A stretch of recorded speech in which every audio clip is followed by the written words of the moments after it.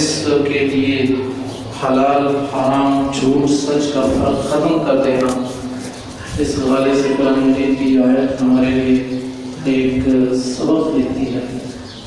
اللہ تعالیٰ کا ارشاد ہے، بے شک کچھ مال اور کچھ اولادیں محض دنیاوی زینت ہے۔ لوگوں جان لو، باقی رہنے والی نیکیاں جو تمہارے رب کے نزدیک جن کا اعتبار ہے، اعتماد ہے، جو محفوظ رہیں گی تمہارے نامہ اعمال میں، اخروی زندگی جس کی بنیاد پر تعبیر ہوگی، وہ بہت خوبصورت ہے، اجر کے اعتبار سے بھی اور امید کے اعتبار سے بھی۔ قرآن نے اس کو الباقیات الصالحات کا نام دیا، باقی رہنے والی نیکیاں۔ سنن ابن ماجہ میں ایک حدیث ہے سیدنا ابو سعید الخدری رضی اللہ عنہ سے، اللہ کے رسول صلی اللہ علیہ وسلم کا فرمان نقل کرتے ہیں، کہتے ہیں کہ استکثروا من الباقیات الصالحات، لوگوں باقی رہنے والی نیکیاں بہت زیادہ کرو، بہت زیادہ کرنے کی ضرورت ہے، وہ نیکیاں جو باقی رہیں، اس لیے کہ انسان جب اس دنیا سے جاتا ہے تو خالی ہاتھ جاتا ہے۔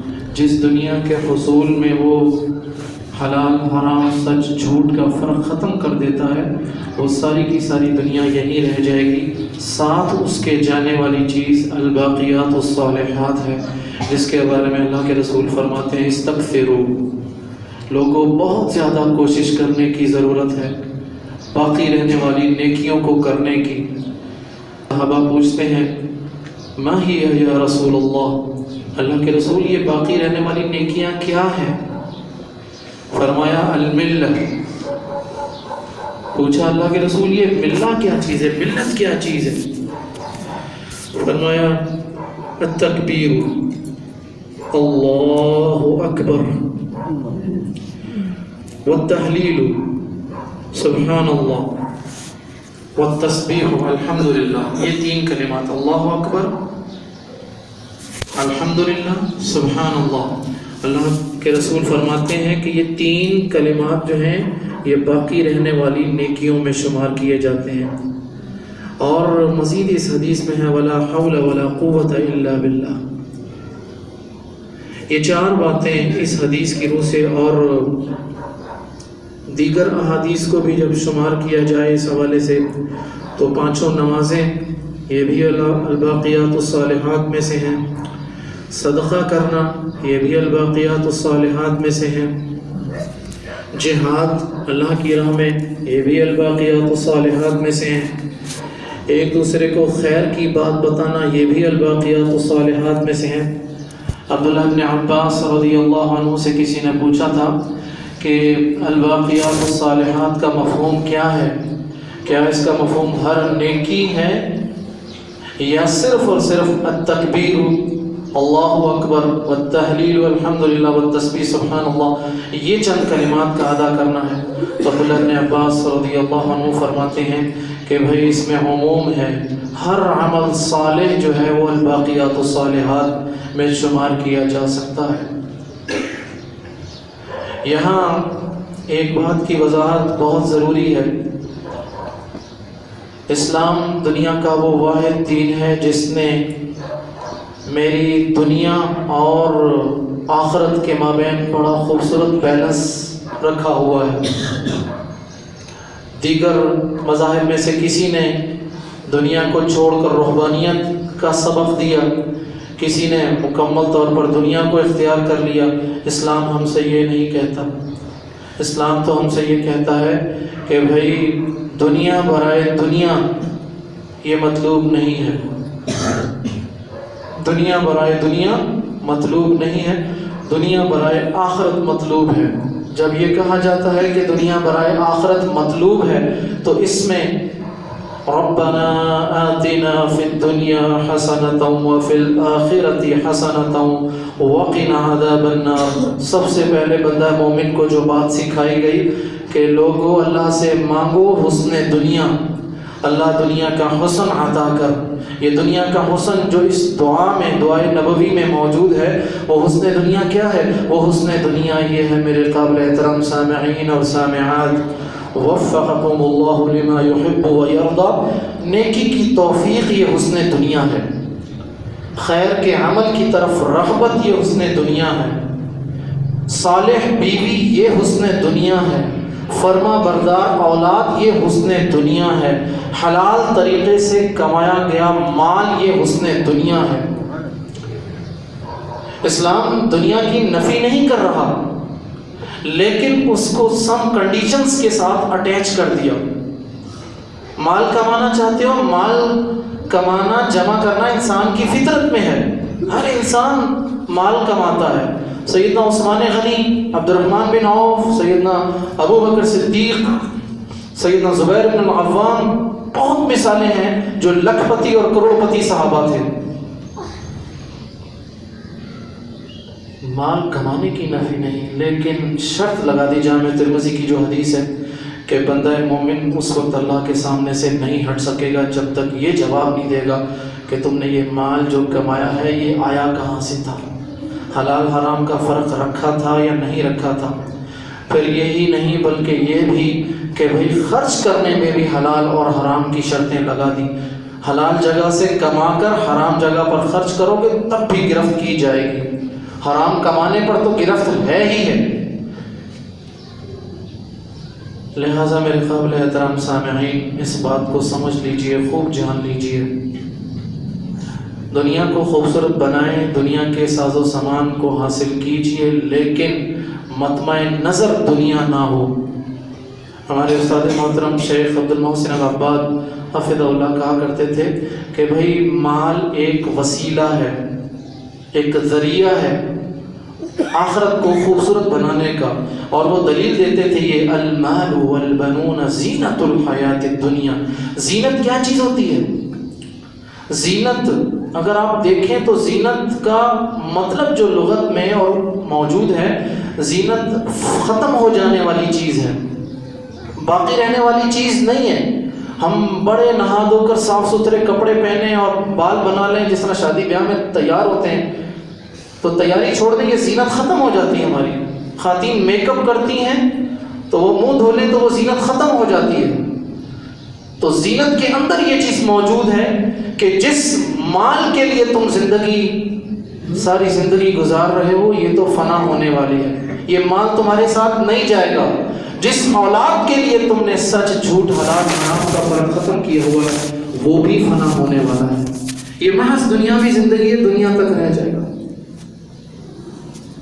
یہاں پر اگر یہ کہا جاتا مال و بنون، الف لام نہ لگایا جاتا تو پھر سارے کا سارا مال محض دنیاوی زندگی ہوتا. الف لام لگا دیا، اس کا مطلب یہ ہے کہ صرف وہ مال دنیاوی زینت ہے جس کے حصول میں حرام حلال کا فرق ختم کر دیا گیا ہو. جس مال میں زکوٰۃ نہ ہو، جس مال میں صدقہ نہ ہو، جس مال میں خیر خواہی نہ ہو، جس مال میں صلہ رحمی نہ ہو، جان لیجئے میرے قابل احترام ساتھیوں، وہ اس آیت کا مفہوم ہے کہ وہ مال محض دنیاوی زینت ہے، کوئی فائدہ نہیں دے گا. دنیا میں واہ واہ تو ہو جائے گی، تعریف بھی سن لیں گے. جیسا کہ ہمارے یہاں وہ سلائی مشین بھی دینی ہوتی تو اس کی بھی تصویر کھنچوائی جاتی ہے، ایک نلکا لگوایا جاتا ہے تو اس کی بھی تصویر کھنچوائی جاتی ہے، سوشل میڈیا پر نشر کی جاتی ہے. ابھی وہ پچھلے دنوں وہ جو کورونا کی وجہ سے بے شمار لوگوں نے راشن تقسیم کیا، تو دلوں کے حال اللہ بہتر جانتا ہے. اگر تو بطور ترغیب کیفیت تھی تو وہ ایک الگ بات ہے، ادروائز میں ایسے بے شمار لوگوں کو جانتا ہوں جنہوں نے لوگوں کی اپنے گھروں میں بیٹھ کر امداد کی ہے اور اپنا نام تک بیچ میں نہیں آنے دیا. ایک نہیں، تقریباً 11-12 کو میں ذاتی طور پر جانتا ہوں جنہوں نے اس شرط کے ساتھ دیا تھا کہ شاہ صاحب ہمارا نام بیچ میں نہیں آئے گا کہ ہم یہ دے رہے ہیں. تو یہ مال جو ہے، یہ مال دنیاوی زینت نہیں ہے. وہ مال جو صلہ رحمی کے لیے استعمال ہو رہا ہے، خیر خواہی کے لیے استعمال ہو رہا ہے، مدارس اور مساجد کو تقویت دینے کے لیے استعمال ہو رہا ہے، وہ مال باقی رہنے والا ہے، وہ مال ہمارے ساتھ جائے گا، قبر میں بھی ہمارے ساتھ ہوگا اور آخرت میں بھی ہمارے ساتھ ہوگا۔ لہٰذا میرے قابل احترام سامعین، بس میں یہ بات آپ لوگوں کو کہنے کے لیے آیا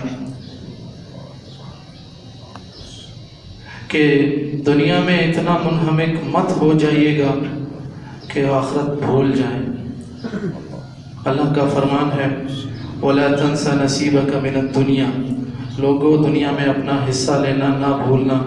بات صرف اتنی نہیں کی، ساتھ میں یہ بھی کہہ دیا وَأَحْسِنْ كَمَا أَحْسَنَ اللَّهُ إِلَيْكَ، بندے یہ یاد رکھ جو تیرے پاس حصہ ہے نا، دنیا کا مال جو تو نے لیا یہ تیرا نہیں ہے۔ لہو ملک السماوات والارض، یہ ساری کی ساری بادشاہی، سارے کا سارا مال اللہ کا ہے۔ احسن، احسان کرو، دو ہاتھ کھلا رکھو، کما احسن اللہ الیک، جیسے اللہ نے تجھے یہ مال دیا اسی طرح تو بھی دیا کر۔ یہ ہے وہ مال جو کہ ہمارے ساتھ قبر میں ہوگا، اور یہ وہ مال ہے جو ہمارے ساتھ آخرت میں بھی جائے گا۔ احسن کما احسن اللہ الیک، بات صرف اتنی نہیں ہے کہ دنیا میں سے اپنا حصہ لینا نہ بھولنا، بلکہ کہا جتنا حصہ تمہیں دنیا میں مل رہا ہے، آپ جتنے بھی بیٹھے ہوئے مجھے بتائیے کہ آپ کی جیب میں جو کچھ مال ہے اس میں آپ کا کمال کتنا ہے، کتنا کمال ہے۔ اگر بات میرے قابل احترام ساتھیوں، اگر بات ذات برادری کی ہوتی تو سارے سید کروڑپتی ہوتے، سارے آل رسول کروڑپتی ارب پتی ہوتے۔ بات اگر ذہانت کی ہوتی تو میں نے ایسے بہت سارے ذہین دیکھے ہیں جو 3 ٹائم کے لیے 2 وقت کی روٹی کھاتے تھے۔ اگر بات عقل کی ہے تو میرے بھائیوں میں نے عقل والوں کو بھی جوتیاں چٹکاتے دیکھا ہے۔ بات اگر ڈگریوں کی ہے تو میں نے پی ایچ ڈی ڈگری کو بھیک مانگتے ہوئے دیکھا ہے۔ تو مجھ میں اور آپ میں کیا خوبی ہے کہ جو اللہ نے ہمیں دیا، یہ تو اللہ کی تقسیم ہے۔ نحن قسمنا بینہم معیشتہم فی، یہ تو ہم نے، یہ ہماری تقسیم، اللہ کہتے ہیں یہ ہماری تقسیم ہے کہ بندوں کے مابین کسی کو ہم نے اتنا دے دیا، کسی کو کم دیا، کسی کو نہیں دیا۔ کیوں؟ لِيَبْلُوَكُمْ أَيُّكُمْ أَحْسَنُ عَمَلًا، صرف اور صرف اس لیے کہ تاکہ وہ تمہیں آزمائے، جس کو دیا ہوا ہے وہ بھی آزمائش میں، جس کو نہیں دیا وہ بھی آزمائش میں ہے۔ جس کو دیا دیکھا کہ وہ شکر ادا کرتا ہے یا نہیں کرتا، وہ اللہ کی راہ میں دیتا ہے یا نہیں دیتا، احسن کما احسن اللہ الیک پر عمل کرتا ہے یا نہیں کرتا، آزمائش۔ اور جس کو نہیں دیا دیکھا کہ وہ صبر کرتا ہے یا نہیں کرتا، ناشکرا پن تو نہیں کرتا، شکوے شکایت تو نہیں کرتا، مخلوق خدا کے سامنے جگہ جگہ جا بجا ہاتھ تو نہیں پھیلاتا۔ اللہ دے کر بھی آزماتا ہے، لے کر بھی آزماتا ہے۔ لہذا بنیاد کیا بنتی ہے؟ بنیاد یہ مال نہیں بنتا، بنیاد یہ اولاد نہیں بنتی، بلکہ بنیاد بنتی ہے حسن نیت اور اخلاص۔ انما الاعمال بالنیات، ایک حدیث میں ہے من ہم بحسنۃ ولم يعملها، وہ لوگوں سن لو، کسی نے کسی نیکی کا ارادہ کیا، ولم يعملها، کسی وجہ سے اس نیکی پر عمل نہیں کر سکا، کتبت له حسنہ، یہ نیکی اس کے نامہ اعمال میں لکھ دی جائے گی۔ لہذا دنیاوی مال برائے دنیا سوچئے سمجھئے، جب مال کمانے لگے نا تو رسول اللہ صلی اللہ علیہ وسلم کو ضرور دیکھیے گا، ضرور سوچئے گا، ضرور پڑھیے گا۔ کیا اللہ کے رسول کے پاس دنیا جمع کرنے کے وسائل نہیں تھے؟ کیا آپ کے پاس ہدایہ نہیں آتے تھے؟ ایک مرتبہ آپ نماز پڑھا کے فارغ ہوئے تو وہ بڑا حیران کن واقعہ ہوا، نماز پڑھاتے ساتھ ہی کائنات کے سردار اٹھتے ہیں، فوری اپنے گھر جاتے ہیں، پھر واپسی جب آتے کہتے ہیں کہ میرے پاس کچھ مال آیا تھا، اس میں کچھ باقی رہ گیا تھا، وہ میں بانٹنے کے لیے گیا تھا۔ سیدنا ابو بکر صدیق رضی اللہ عنہ کا یاد رکھیے گا، جس دن بیعت ہوتی ہے نا، اس دن کپڑے اپنے کاندھے پر لاتے بازار نکل جاتے ہیں۔ عمر فاروق نے دیکھا یہ کیا کر رہے ہیں، کہا کہ گھر والوں کے لیے روٹی نہیں کمانی، ہمارے حکمران تو کہتے ہیں جی کہ ہمارے لیے جو کچھ ہمیں سیلری لاکھوں میں مل رہی وہ بھی ہمیں کافی نہیں ہے. وہاں وہ کپڑا اٹھا کر بازار میں گھوم رہے ہیں. سید عمر فاروق کہتے ہیں کہ اگر آپ تجارت کریں گے بازار میں گھومے پھریں گے تو حکومت اور مسلمانوں کی نگہداشت ان کی فلاح و بہبود کون کرے؟ ایک وظیفہ باندھ دیا جاتا. جس دن سید عمر فاروق خلافت کے منصب پر آتے ہیں روتے ہیں. معلوم ہوا کہ جو وظیفہ ابو بکر صدیق کا باندھا گیا تھا ابو بکر صدیق اس میں سے بھی بہت کچھ واپس کر کے گئے تھے. سید عمر فاروق اس دن روتے کہتے ہیں ابو بکر بعد میں آنے والوں کے لیے بڑی مشکل کر رہے ہو. وہ لوگ جن کے لیے ساری دنیا تھی.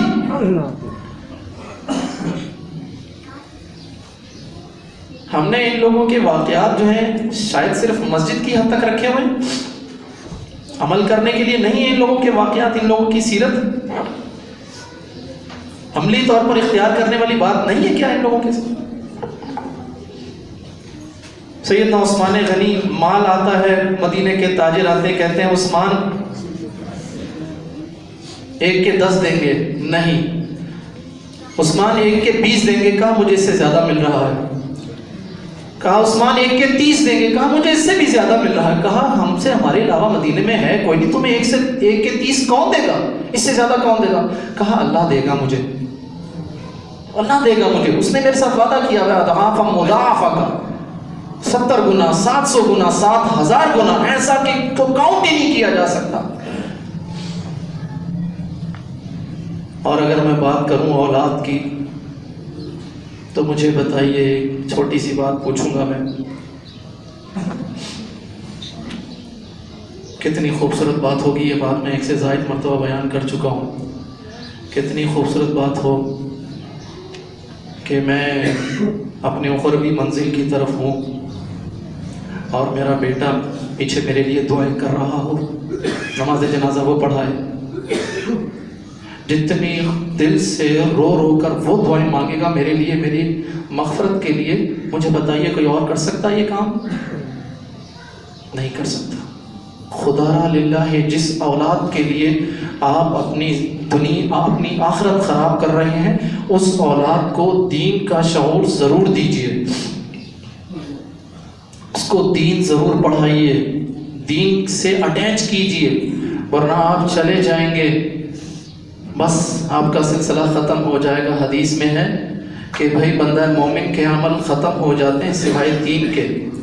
ان میں سے 3 ایک ہے ولد صالح یدعو لہ, ایک وہ بیٹا ہوتا ہے جو باپ کے فوت ہونے کے بعد بھی اس کے لیے کہتا ہے رب ارحمہما کما ربیانی صغیرا, میرے رب میرے والدین پر رحم کر جس طرح یہ مجھ پر بچپن میں کیا کرتے تھے. یہ جو اولاد ہے یہ اولاد باقیات الصالحات میں سے ہے, یہ اولاد باقی رہنے والی ہے. اس اولاد کی دعائیں قبر میں بھی ساتھ دیں گی, آخرت میں بھی ساتھ دیں گی, جنت تک لے کر جائیں گی. لیکن اگر یہ نہ ہو, اور ایسے مناظر بھی ہم نے دیکھے ہیں کہ اولاد کھڑی ہوئی ہے اور ان کو یہ یاد نہیں ہے اللہم اغفر لے ابی, اللہم اغفر لے حینا و میتنا و شاہدنا و غائبنا و صغیرنا و کبیرنا. یہ میں نے ایسے مناظر بھی دیکھے کہ اولاد کو یہ دعا یاد نہیں. تو میرے بھائیوں یہ جو اولاد ہے یہ اولاد یہاں پر اس آیت میں ہے المال والبنون زینت الحیات الدنیا. یہ اولاد جو ہے یہ محض دنیاوی زینت ہے, اس کا کوئی فائدہ تمہیں نہیں پہنچے گا. فائدہ تو بہت دور کی بات ہے. لَتُسْأَلُنَّ يَوْمَئِذٍ عَنِ النَّعِيمِ, تم سے اس دن ایک ایک نعمت کے بارے میں پوچھا جائے گا. تو اس دن پوچھا جائے گا کہ بندے تجھے میں نے اولاد دی, اولاد ایک نعمت ہے, بتاؤ اس نعمت کے ساتھ کیا کیا تم نے.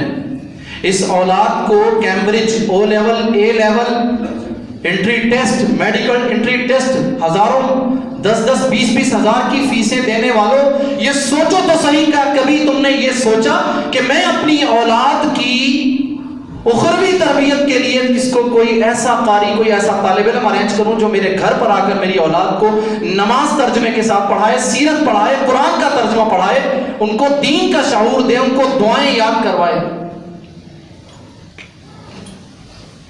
کیا کبھی ایسا سوچا ہم نے؟ ہمارے ہاتھ میں ہے یہ سب کچھ, ہم گنوا دیں یا حاصل کر لیں. پوچھا جائے گا یہ اولاد تمہارے پاس نعمت, جن کے پاس اولاد نہیں ہے نا ان سے پوچھیں کہ اولاد کیا چیز ہے.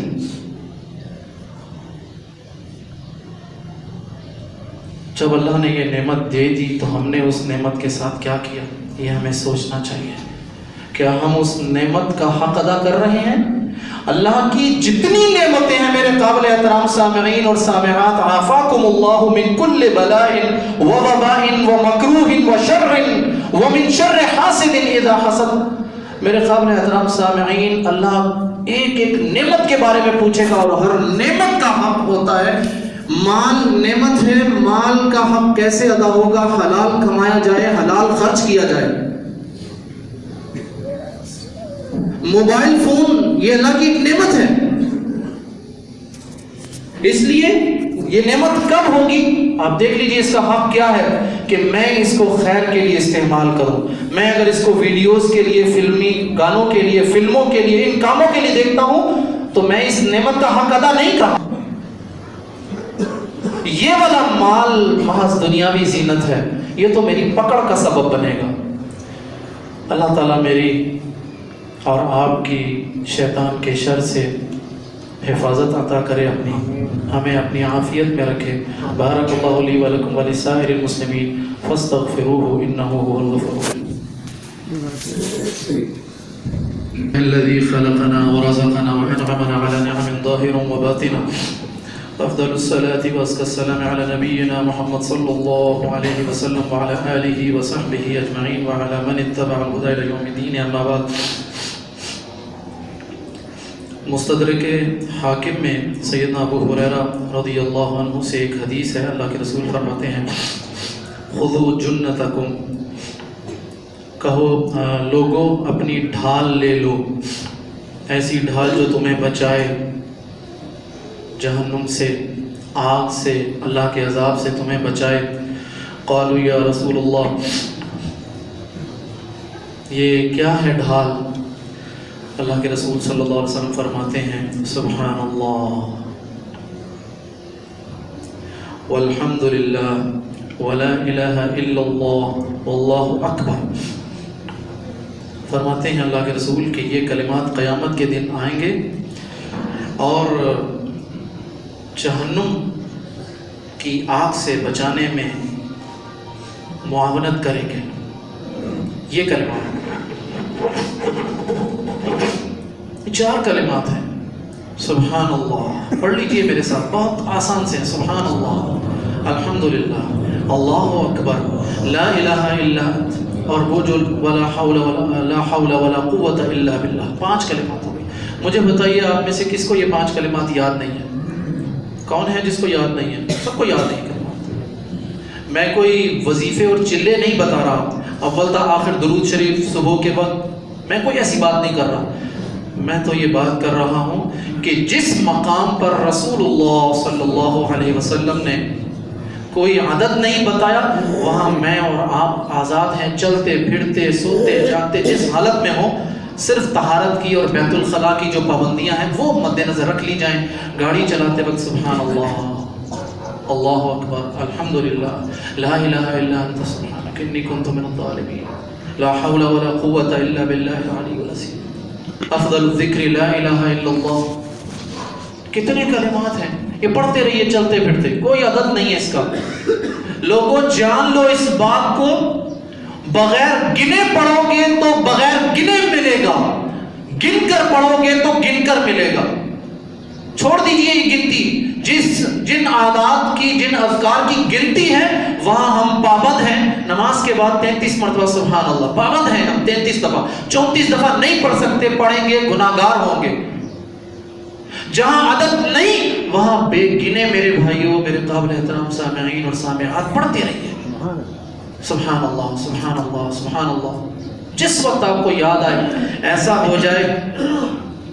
میں آپ کو بتاؤں کامیابی کی علامت کیا ہوگی؟ کس دن آپ بغیر سوچے سمجھے جس دن آپ کی زبان پر یہ کلمات رواں ہو گئے نا، آپ کو پتہ بھی نہیں چلا، سمجھیے اس دن آپ کامیاب ہو جائیں گے. جس دن بغیر سوچے سمجھے آپ کی زبان سے لا الہ الا اللہ، آپ کو خود نہیں پتہ چلے گا کہ میں لا الہ الا اللہ لا الہ الا اللہ پڑھ رہا ہوں، اس دن سمجھیے کہ آپ کامیاب ہو جائیں گے. اس لیے کہ اس دن آپ کا دل آپ کی زبان کے ساتھ اٹیچ ہو جائے گا، مل جائے گا، ایک ہو جائیں گے دونوں. تو اللہ تعالیٰ تو یہاں کی دنیا کو دیکھتا ہے نا. یہاں سے تو بہت بڑے بڑے دعوے کرتے ہیں, ہر بندہ سچ بولنے کا اور حلال کھانے کا دعویٰ کرتا ہے, لیکن یہاں کی بات ہے. دنیا تو میرے بھائی یہاں, التقوی ہا ہنا, التقوی محلھا القلب, تقوی تو یہاں ہے, اس کا گھر تو انسان کا دل ہے, جس کو قرآن نے قلب سلیم کہا ہے. سنن نسائی میں اور مستدرک حاکم میں ایک اور حدیث ہے جس میں ایک درخت لگانے والا کام جو ہے, درخت لگانے والا جو کام ہے, اس کو بھی الباقیات الصالحات میں کہا گیا. آپ دیکھیے یہ موسمی تبدیلیاں جو آ رہی ہیں آپ کے ارد گرد ماحول میں, اس کی سب سے بڑی وجہ یہ ہے کہ ہمارے معاشرے میں درخت نہیں ہے. المیہ یہ ہے کہ ہماری حکومت جب درخت لگانے کے لیے کہتی ہے تو ہم اس کو بھی پولیٹیکلی آئز سے دیکھتے ہیں. پی ٹی آئی کی حکومت ہے, نہیں ماننی بات اس کی, میری حکومت ہوگی سب کچھ کروں گا. خدا کے بندو درخت لگاؤ نیت کے ساتھ, اتنا امپورٹنٹ کام ہے کہ قیامت, حدیث کے مطابق قیامت آنے والی ہوگی, مجھے ایک لمحے کی فرصت مل جائے میں اس میں بھی ایک پودا لگا دوں گا. یہ اللہ کے رسول صلی اللہ علیہ وسلم کا فرمان ہے. یہ الباقیات الصالحات کا, کسی نے وہ کہا تھا نا بوڑھے بزرگ سے کہ بابا جی اس بڑھاپے میں جب تمہاری قبر میں ٹانگیں ہیں تم کیا درخت لگا رہے ہو؟ کہا کہ میں نے اپنے بزرگوں کے لگائے ہوئے درختوں کے پھل کھائے تھے, میں درخت لگاؤں گا, میری اولاد اور آنے والے اس سے مستفید ہوں گے. یہ بھی, اس کو بھی باقیات الصالحات کہا گیا. اسی طرح ایک حدیث ہے, امام بیہقی رحمہ اللہ کہتے ہیں کہ قرآن کی تلاوت یہ بھی الباقیات الصالحات میں سے ہے.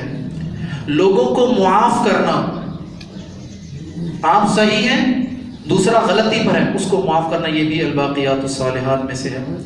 لہٰذا میں آپ کے سامنے اختصار کے ساتھ بات کروں گا جو حدیث میں ملتا ہے ہمیں. آپ مسنون صبح کے اور شام کے اذکار کے ساتھ اس کو ملا لیجئے تو انشاءاللہ العزیز یہ الباقیات الصالحات آپ کے ہاتھ میں ہوں گے باذن اللہ تعالی. دعا میں یاد رکھیے, اللہم اعز الاسلام والمسلمین, اللہم اذل الشرک والمشرکین, اللہم دمر اعداءک اعداء الدین, اللہم اہلک الظالمین بالظالمین, اللہم اشفی مرضانا ومرض المسلمین, اللہم اشفی مرضانا ومرض المسلمین. اللہ ہمارے تمام بیماروں کو شفاء کاملہ و عاجلہ عطا فرما. اللہ جتنے بھی بیمار ہیں ان تمام بیماروں کو شفاء کاملہ و عاجلہ عطا فرما. اللہ ان کی بیماری کو ان کے لیے خیر کا باعث بنا دے. یہ ہمارے ایک ساتھی ہیں, دیر سے آئے ہوئے ہیں, جیسا کہ میں نے ابھی یہ بات کی, جامعہ محمدیہ دیر, وہاں ایک مدرسہ ہے جس میں بچیوں کی تعداد 400 ہے. درس نظامی دورہ حدیث وہاں کروایا جاتا ہے. کورونا کی وجہ سے اور دیگر مالی آج کل جو آپ دیکھتے ہیں کہ حکومتی جو انسٹرکشنز ہیں اس کے بعد ہر کوئی دینے والے معاملات میں جو دیتا تھا وہ بھی پیچھے ہاتھ کھینچتا ہے, تو اس وجہ سے یہ ایک ادارہ تقریباً 8 لاکھ کا تو مقروض 18 لاکھ کا مقروض ہو چکا ہے. اور میں یہ سمجھتا ہوں کہ مساجد اور مدارس یہ قیامت تک رہنے والے ہیں, یہ نہیں بند ہو سکتے, نہ اس کو بند کیا جا سکتا ہے. اور مدارس اور مساجد کے ساتھ معاونت اس پر تو بیش بہا, مطلب ہے مساجد کے حوالے سے اتنی احادیث موجود ہیں, جنت کی بشارت موجود ہے. تو میں آپ تمام سامعین سے التماس کروں گا اس بات کی کہ آپ لوگ,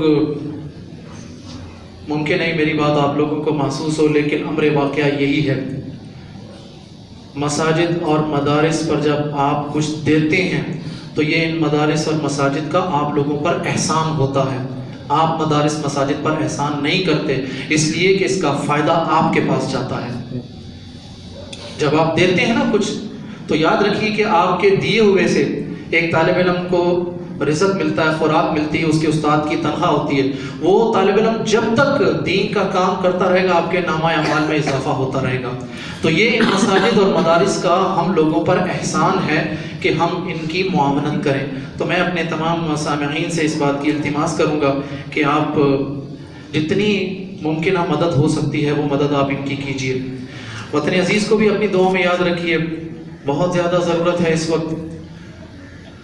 اللہ ہمارے وطن عزیز کو قائم اور دائم رکھ، اللہ ہمارے وطن عزیز کو قائم و دائم رکھ، اللہ ہمارے حکمرانوں کو توفیق بلکہ توفیق مزید عطا کر، اللہ وہ توفیق عطا فرما جس سے تو راضی ہو جائے، جسے تو پسند کرتا ہے۔ وآخر دعوانا ان الحمد للہ رب العالمین وقوموا للہ قانتین۔